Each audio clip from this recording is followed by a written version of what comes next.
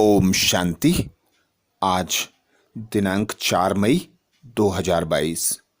प्रातः मुरली बाप दादा मधुबन। आज बाबा बोले, मीठे बच्चे श्रीमत पर पवित्र बनो तो धर्मराज की सजाओं से छूट जाएंगे। हीरे जैसा बनना है तो ज्ञान अमृत पियो, विष छोड़ो। बाबा आया है हम बच्चों को पवित्र बनाने। तो बाबा की श्रीमत पर चलकर पवित्र बनना, बाबा की याद से विकर्मों को भस्म करना, धर्मराज की सजाओं से छूटना, हीरे जैसा बनना तो ज्ञान अमृत पीने का बाप दादा श्रीमत देते हैं कि ज्ञान अमृत पियो, विष छोड़ो। ज्ञान अमृत पीने से तुम हीरे जैसे बनते हो और जितना जितना श्रीमत पर चल पवित्र बनेंगे उतनी धर्मराज की सजाओं से छूट जाएंगे। नहीं तो बाबा ने कह दिया है कि यह जो तुम्हारा जन्म है यह अंतिम जन्म है। इस जन्म में तुम मरना सीखते हो। तो यह जो अंतिम जन्म है, इस अंतिम जन्म में बेहद का बाप आते हैं, श्रीमत देकर हम पतितों को पावन बनाते हैं, ज्ञान अमृत पिलाते हैं, जिससे हम बच्चे कल्प कल्प पावन दुनिया के मालिक बनते हैं। प्रश्न किया बाबा ने, सतयुग पद का सारा मदार किस पर है? सतयुगी पद पर सारा मदार किसका है? उत्तर बोले, पवित्रता का। जो बच्चे पवित्र रहेंगे, बाप को याद करेंगे, वे बच्चे पवित्र दुनिया के मालिक बनेंगे, अर्थात उनकी सद्गति होगी। तो उत्तर में बाबा बोले, पवित्रता पर तुम्हें याद में रहे पवित्र जरूर बनना है। पवित्र बनने से ही सद्गति होगी। जो पवित्र नहीं बनते वे सजाएं खाकर अपने धर्म में चले जाते हैं। तुम भल घर में रहो परंतु किसी देहधारी को याद नहीं करो। पवित्र रहो तो ऊंचा पद मिल जाएगा। गीत सुनाया बाबा ने, तुम्हें पाके हमने जहां पा लिया, जमी तो जमी आसमां पा लिया। ओम शांति। शिव भगवानुवाच, और कोई को भी भगवान नहीं कहा जा सकता। एक निराकार परम पिता परमात्मा को ही शिव भगवान कहा जाता है। वह है सभी आत्माओं का बाप। पहले पहले यह निश्चय होना चाहिए, हम शिव बाबा के बच्चे जरूर हैं। दुख के समय कहते हैं, परमात्मा सहायता करो, रहम करो। यह भी नहीं जानते कि हमारी आत्मा परमात्मा को याद करती है। अहम आत्मा का बाप वह है। इस समय सारी दुनिया है पतित आत्माओं की। गाते हैं, हम पापी नीच हैं, आप संपूर्ण निर्विकारी हैं, परंतु फिर भी अपने को समझते नहीं हैं। बाप समझाते हैं कि जब तुम कहते हो भगवान बाप एक है तो तुम सब आपस में भाई भाई ठहरे ना। फिर शरीर के नाते सब भाई बहन ठहरे। शिव बाबा के बच्चे फिर प्रजापिता ब्रह्मा के भी बच्चे ठहरे। यह तुम्हारा बेहद का बाप टीचर गुरु है। यह कहते हैं, मैं तुमको पतित नहीं बनाता हूं। बाबा बाप टीचर सदगुरु है। बाबा कहते हैं, मैं तुमको पतित नहीं बनाता हूं, मैं तो आया हूं पावन बनाने। अगर मेरी मत पर चलेंगे तो यहां तो सब मनुष्य रावण मत पर हैं। सब में 5 विकार हैं। बाप कहते हैं, बच्चे अब निर्विकारी बनो, श्रीमत पर चलो, परंतु विकारों को छोड़ते ही नहीं हैं तो स्वर्ग के मालिक बनते नहीं। सब अजामिल जैसे पापी बन गए हैं। रावण संप्रदाय है, यह शोक वाटिका है, कितना दुखी हैं। बाप आकर फिर राम राज्य बनाते हैं। तो तुम बच्चे जानते हो कि यह सच्चा सच्चा युद्ध का मैदान है। गीता में भगवान कहते हैं काम महाशत्रु है, उन पर जीत पहनो।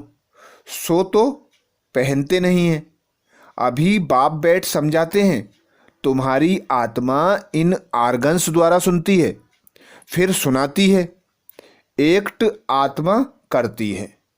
हम आत्मा हैं, शरीर धारण कर पार्ट बजाते हैं, परंतु मनुष्य आत्म अभिमानी के बदले देह अभिमानी बन पड़े हैं। अब बाप कहते हैं देही अभिमानी बनो। सतयुग में आत्म अभिमानी रहते हैं, परमात्मा को नहीं जानते। यहाँ तुम देह अभिमानी हो और परमात्मा को भी नहीं जानते, इसलिए तुम्हारी ऐसी दुर्गति हो गई है। दुर्गति को भी समझते नहीं। जिनके पास धन बहुत है वह तो समझते हैं हम स्वर्ग में बैठे हैं। बाप कहते हैं यह सब गरीब बन जाते हैं, क्योंकि विनाश होना है। विनाश होना तो अच्छा है ना, हम फिर मुक्ति में चले जाएंगे, इसमें तो खुश होना चाहिए। तुम मरने के लिए तैयारी कर रहे हो। मनुष्य तो मरने से डरते हैं। बाप तुमको बैकुंठ में ले चलने लायक बनाते हैं।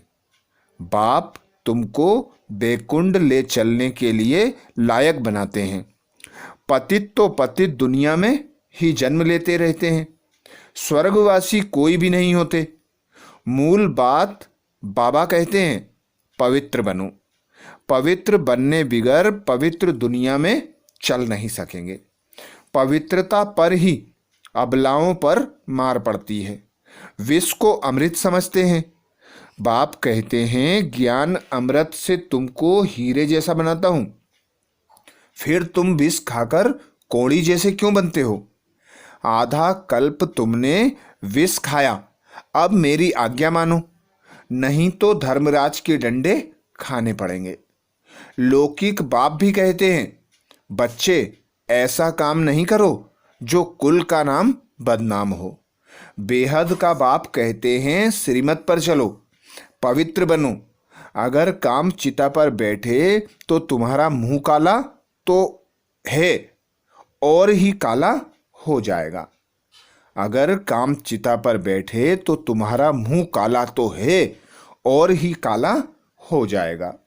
अभी तुमको ज्ञान चिता पर बिठाए गोरा बनाते हैं। काम चिता पर बैठने से स्वर्ग का मुंह भी नहीं देख सकेंगे। इसलिए बाप कहते हैं अब श्रीमत पर चलो। बाप तो बच्चों से ही बात करेंगे ना। बच्चे ही जानते हैं बाप हमको स्वर्ग का वर्षा देने आए हैं।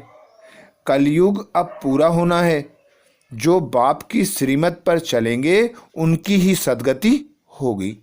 पवित्र नहीं बनेंगे तो सजा खाकर अपने धर्म में चले जाएंगे। भारतवासी ही स्वर्गवासी थे, अब पतित बन पड़े हैं। स्वर्ग का पता ही नहीं है। तो बाप कहते हैं तुम मेरी श्रीमत पर चल। तुम मेरी श्रीमत पर ना चल, औरों की मत पर चल। विकार में गए तो मरे, फिर भल पिछाड़ी में स्वर्ग में आएंगे, परंतु पद बहुत हल्का पाएंगे।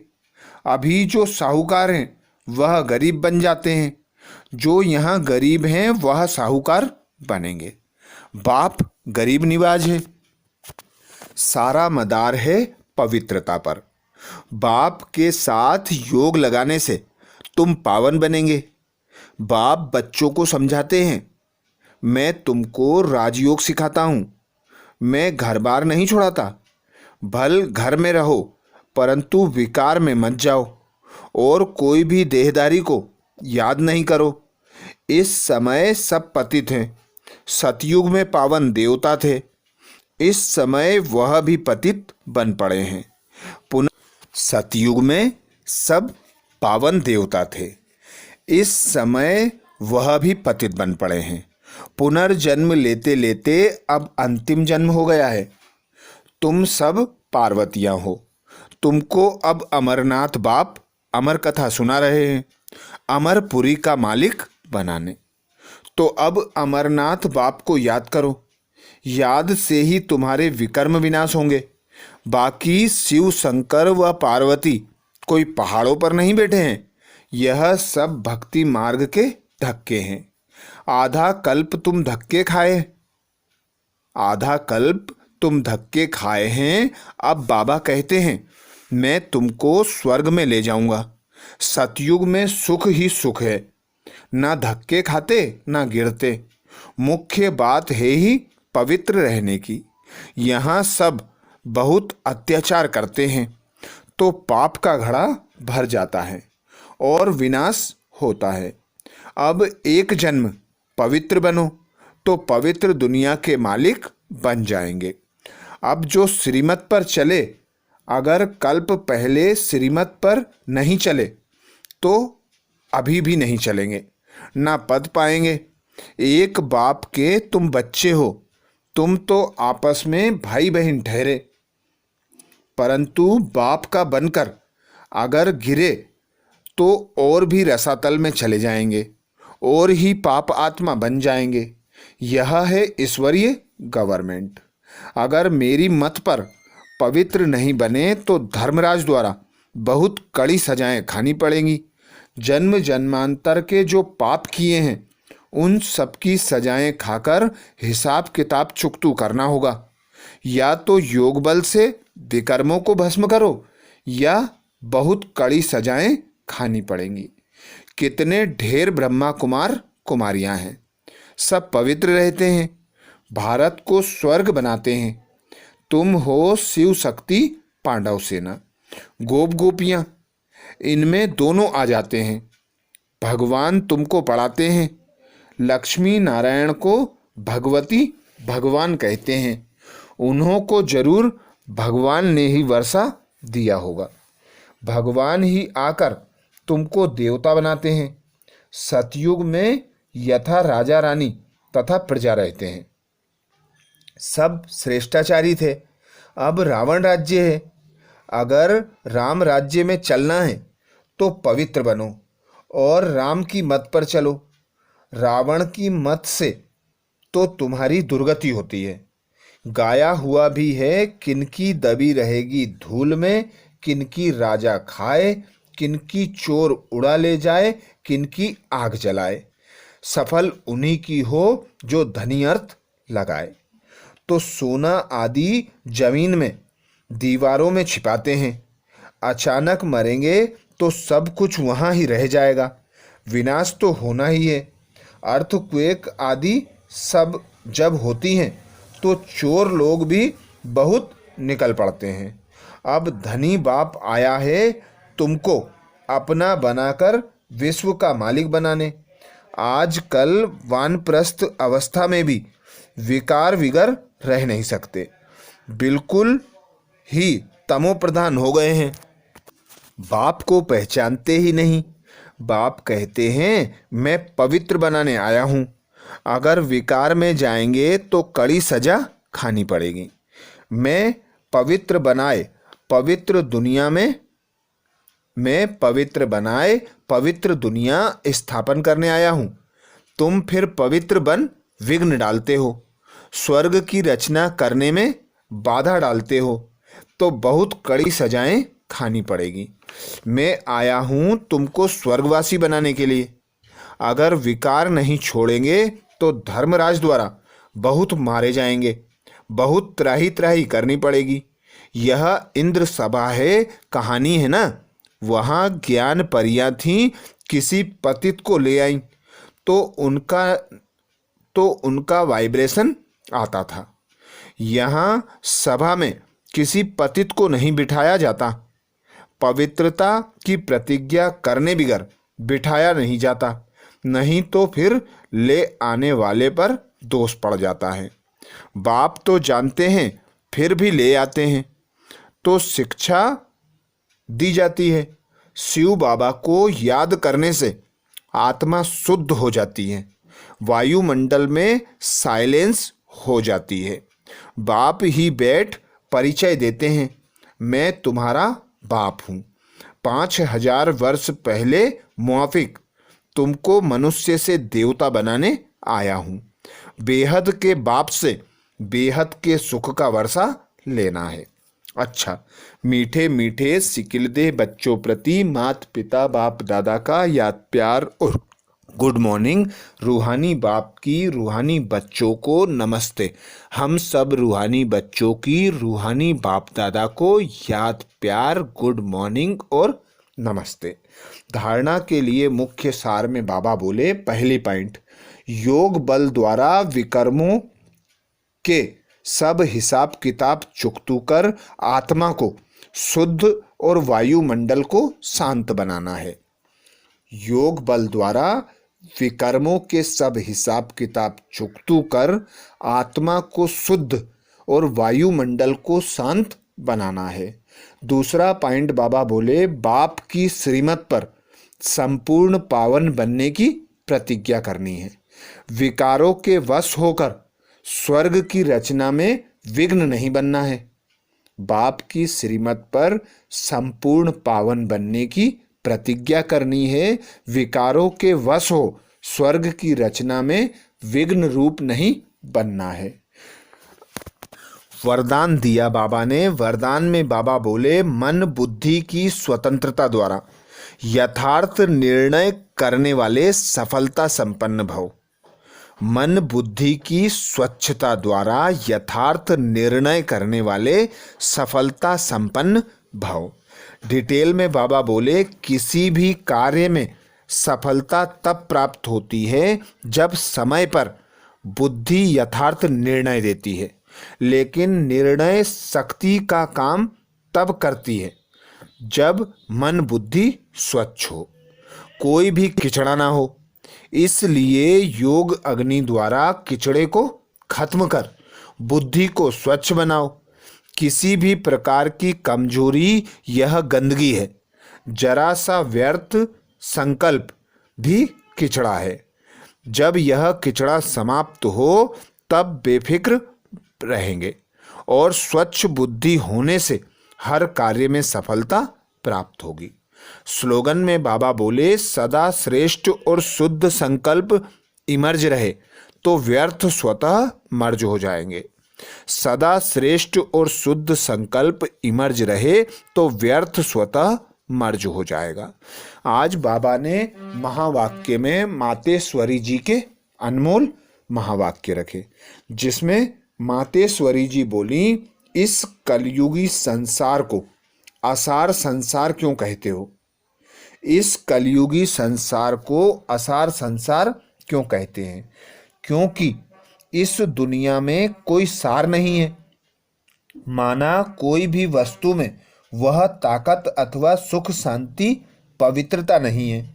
इस सृष्टि पर कोई समय सुख शांति पवित्रता थी, अभी वह नहीं है, क्योंकि अभी हर एक में 5 भूत की प्रवेशता है। इसलिए ही इस सृष्टि को भय का सागर अथवा कर्म बंधन का सागर कहते हैं। इसमें हर एक दुखी हो परमात्मा को पुकार रहे हैं। परमात्मा हमको भव सागर से पार करो, इससे सिद्ध है कि जरूर अभय अर्थात निर्भयता का भी संसार है जिसमें चलना चाहते हैं। इसलिए इस संसार को पाप का सागर कहते हैं, जिससे पार कर पुण्य आत्मा वाली दुनिया में चलना चाहते हैं। तो दुनियाएं दो हैं, एक सतयुग सार वाली दुनिया, दूसरी है कलयुगी असार की दुनिया। दोनों दुनियाएं इस सृष्टि पर होती हैं। मनुष्य कहते हैं, हे प्रभु, हमें इस भव सागर से उस पार ले चलो। उस पार का मतलब क्या है? लोग समझते हैं उस पार का मतलब है जन्म मरण के चक्र में ना आना, अर्थात मुक्त हो जाना। अब यह तो हुआ मनुष्यों का कहना, परंतु परमात्मा कहते हैं, बच्चों, सचमुच जहाँ सुख शांति है, दुख अशांति से दूर है, उस दुनिया में मैं तुमको ले चलता हूँ। जब तुम सुख चाहते हो तो जरूर वो इस जीवन में होना चाहिए। अब वो तो सतयुग बैकुंठ में देवताओं की दुनिया थी, जहाँ सर्वदा सुखी जीवन थी। उन देवताओं को अमर कहते हैं। अब अमर का भी कोई अर्थ नहीं है। ऐसे तो नहीं, देवताओं की आयु इतनी बड़ी थी जो कभी मरते नहीं थे। अब यह कहना उन्हों का रॉन्ग है, क्योंकि ऐसे हैं नहीं। उनकी आयु कोई सतयुग त्रेता तक नहीं चलती, परंतु देवी देवताओं के जन्म सतयुग त्रेता में बहुत हुए हैं। 21 जन्म तो उन्होंने अच्छा राज्य चलाया, फिर 63 जन्म द्वापर से कलयुग के अंत तक। टोटल इन्हों के जन्म चढ़ती कला वाले 21 जन्म हुए और उतरती कला वाले 63 हुए। टोटल मनुष्य 84 जन्म लेते हैं। बाकी यह जो मनुष्य समझते हैं कि मनुष्य 84 लाख योनि भोगते हैं, यह कहना भूल है। अगर मनुष्य अपनी योनि में सुख दुख दोनों पार्ट भोग सकते हैं, तो फिर जानवर योनि में भोगने की जरूरत ही क्या है। बाकी टोटल सृष्टि पर जानवर पशु पक्षी आदि 84 लाख योनि हो सकती हैं, क्योंकि अनेक किस्म की पैदाइश हैं। लेकिन मनुष्य योनि में ही अपना पाप पुण्य भोग रहे हैं और जानवर अपनी योनि में भोग रहे हैं। ना मनुष्य जानवर की योनि लेता और ना जानवर मनुष्य की योनि लेता। मनुष्य को अपनी योनि में ही भोगनी पड़ती है, इसलिए उसे मनुष्य जीवन में ही सुख दुख की महसूसता होती है। ऐसे ही जानवर को भी अपनी योनि में सुख दुख भोगना है, मगर उन्हों में यह बुद्धि नहीं कि यह भोगना किस कर्म से हुई है। उन्हों को भोगना तो मनुष्य फील करता है। उन्हों की भोगना तो मनुष्य फील करता है, क्योंकि मनुष्य है बुद्धिवान। बाकी ऐसे नहीं, मनुष्य 84 लाख योनि भोगते हैं। यह तो मनुष्यों को डराने के लिए कह देते हैं कि अगर गलत कर्म करोगे तो पशु योनि में जन्म मिलेगा। हम भी अभी इस संगम पर अपनी जीवन को पलटाए परमात्मा से पुण्य आत्मा बन रहे हैं। अच्छा, ओम शांति। ये थे बाबा के और मम्मा के मधुर महावाक्य। ओम शांति।